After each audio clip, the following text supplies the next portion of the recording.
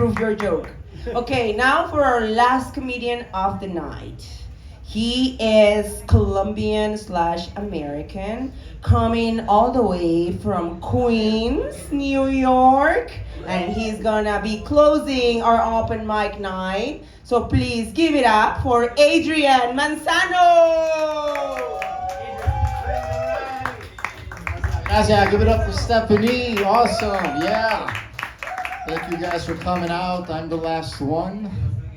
As she said, my name is Adrian Manzano in English. En español is different. En español is Adrian Manzano, something like that. I'm from New York. My parents are Colombian. They're from Cali. I know, no Caleños here? No. We never leave. I love Cali. It's paradise, it's paradise. You gotta go. My mother, my parents were Colombian. My mother became Republican, so she became white. She's very sweet, you know, she's kind of traditional Catholic, but when Trump came, she puts on a little red hat, and she just loses her mind. She really does. You know, when Trump's visiting, she's like, Viva Trump! Build the wall! Lock me up! She's fucking calling ICE on herself. It's like, yes, I'm an immigrant, you must come and arrest me. Lock me up! I told my mom, I want to go live in Colombia. I want to reconnect with my roots. And she's like, why are you going to that shithole country? Are you from the shithole country? Yes, full of shithole people like me. I should be deported. She says that now, but you know, in Christmas time we put a little Carlos Vives, and then she gets more patriotic. She's like, que viva Colombia, my shithole country, mi tierra de mierda. My dad's a Democrat. He's a union guy. He voted for Obama. Eats babies. He's cool. My dad's got problems. He's got problems with the English language. He's been living in America for like 50 years, but he still makes mistakes. Like, for example, he calls text messages Tex-Mex. So he calls me up. He's like, "Hey, did you get my Tex-Mex? Sending me nachos there. What's going on? Like, you don't like my Tex-Mex? Dad, I'm gluten free. I'm doing keto. Come on. Send me some tacos." Yeah, he's got a few of them. I remember because he was like a union guy. He worked as an electrician, and sometimes he'll hear a word at work, I guess, and he'll try to do it at home. Like, for example, cocksucker. I'm sure you heard that during his lunch hour. And then for some reason he'll come and me and my brother are fighting. He's like, "Hey, stop being cocksuckers." And me and my brother just crack up. Like, wow, what the fuck did you say? You bunch of cocksuckers. I'm like, okay, Dad, that's good. That's a good one. You speak English? I can tell. She's looking at me like, no sé qué dice. ¿Por qué estoy hablando como mexicana? Anyway, yeah, all right. Trying to think what I should do next. Anyone want to hear some hits? Yeah. You guys like racist jokes? Yeah. Yeah? He's like, yeah, white power. You said that a little too quick, son. Come on. Yeah, come on. Yeah. It's like, bring it. No, because, you know, I was telling you about my dad. My dad, I think I get my sense of humor from my dad. You know, he's a funny guy. And when I was little, I grew up in New York with a big Colombian family. Like, I had like the traditional 20 cousins, muchos primos. And one of my cousins was black because his father was from Cartagena. So, but I didn't know, we grew up since we were babies. So I didn't notice he was black until I noticed. I don't know. Maybe we were like wrestling and I grabbed his dick. I'm like, this is different. So of course I'm like trying to wrap my head, you know, my tia looks like us. So I'm like, I don't know what. So I had to ask my dad. I was like, you know, Dad, ¿por qué Jaimito es negrito?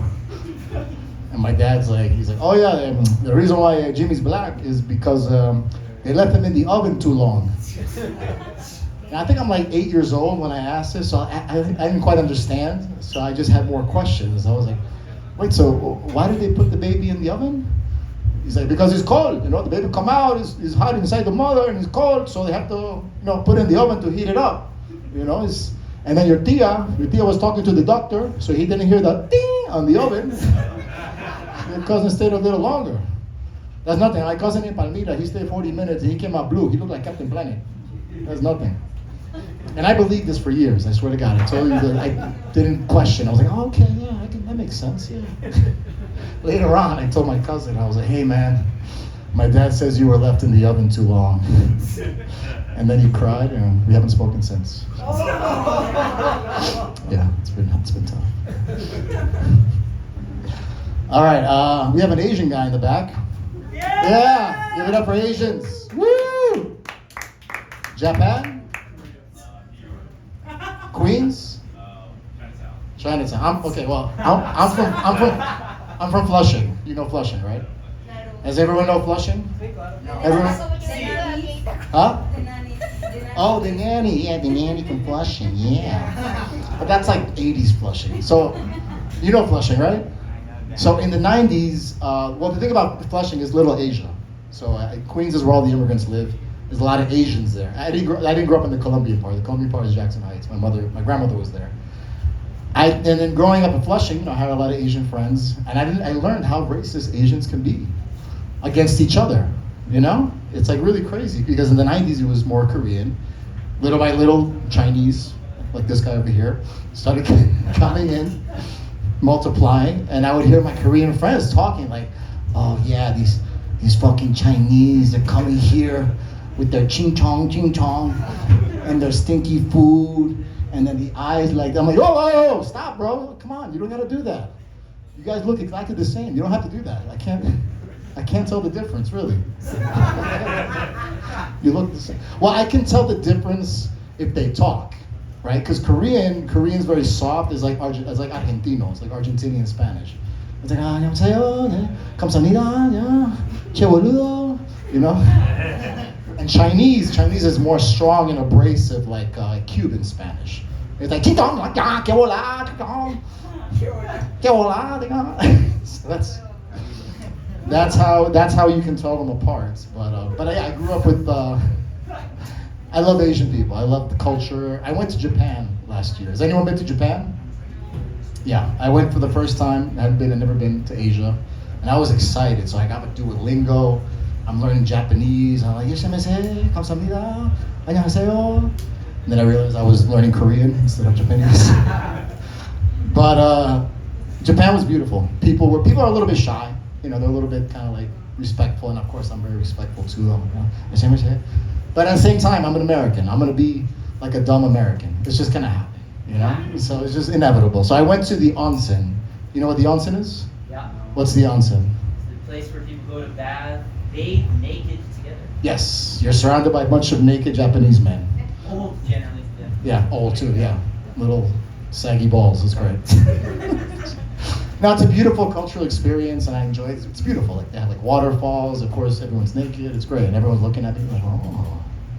No, I'm just kidding. There was this one guy. I'll call him Jap Dingo because he was young. He was like sprawled out like this, and he's like, "Yeah, check it out. It's not true." Yeah, he was packing heat. I don't know if he had some Viagra or something, but after the onsen, they have like this communal mirror. Remember like the communal mirror? Where everyone's like getting ready, shaving and whatnot. So I have like all these creams. So I start putting on these creams. I'm getting older, so I want to I want to start creaming up my face. So I start going like this, like get the forehead, get the eyes like this. And then for some reason I saw something was in my teeth, and I was like, oh, what is that? Oh. And then for some reason I wanted to practice my Duolingo. I don't know why. And then I got kicked out of Japan. Thank you. Yeah, thank you very much.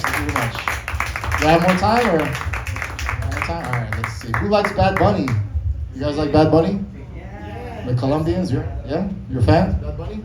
Yeah, I can't stand the music. I think the music is horrible. It's pretty dead.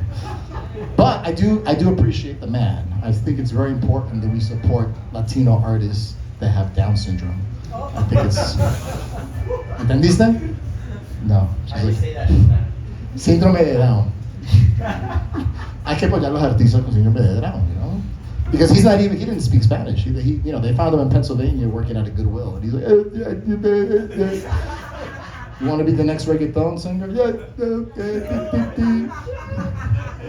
And there you have it. They taught him Spanish, and now he's a superstar. All right. I'm sorry if I offended you. I know you like Bad Bunny. She's like, no me joda, Bad Bunny. Yo lo amo. Yo lo quiero. Okay. All right, guys. Thank you very much. Ciao.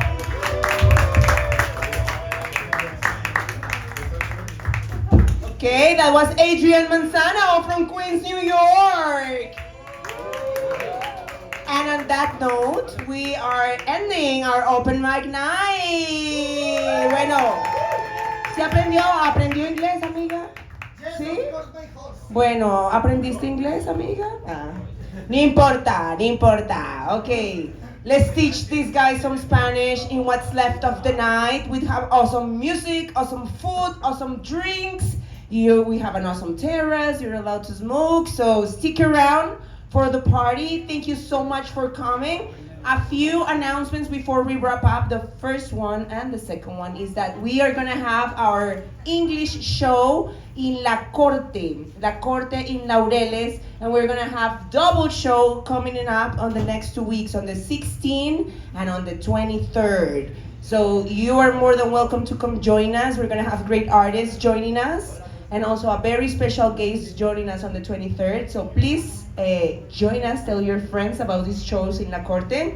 Thank you so much for coming and hanging out. My name is Estefania Renteria. This was Open Mic Night. Thank you so much. That's the place for you guys.